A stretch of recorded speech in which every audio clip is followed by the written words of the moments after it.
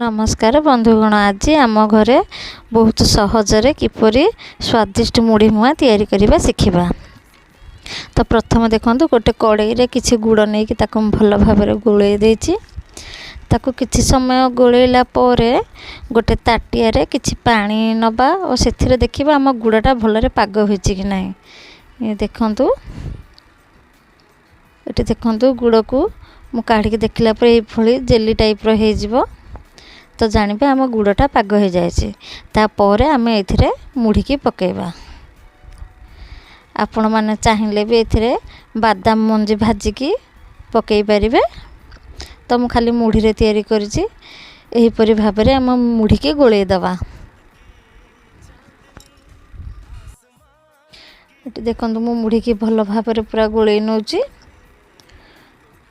पूरा चारिपट बुले बुले गोलेवा को पड़ो ना मझिरे गुड़ रही। तो देखो केंती खेले खेले यही टाइप रो पूरा मुढ़ी की गोलेवा को पड़ो। तो गोले सारापर एबे मु तल को ओह्लै देछि। ओह्लैकी एमती पूरा उषुम उषुम थी ताकू आम मुआ तैयारी करवा। तो ये देखो पूरा उषुम उषुम अच्छी। तापर टिके पानी हाथ होगी हाथ आम गोल गोल ताकू करवा। तो ये आपण मैंने देखु मोर तैयारी होगला स्वादिष्ट और कुरकुरिया मुढ़ी मुआ।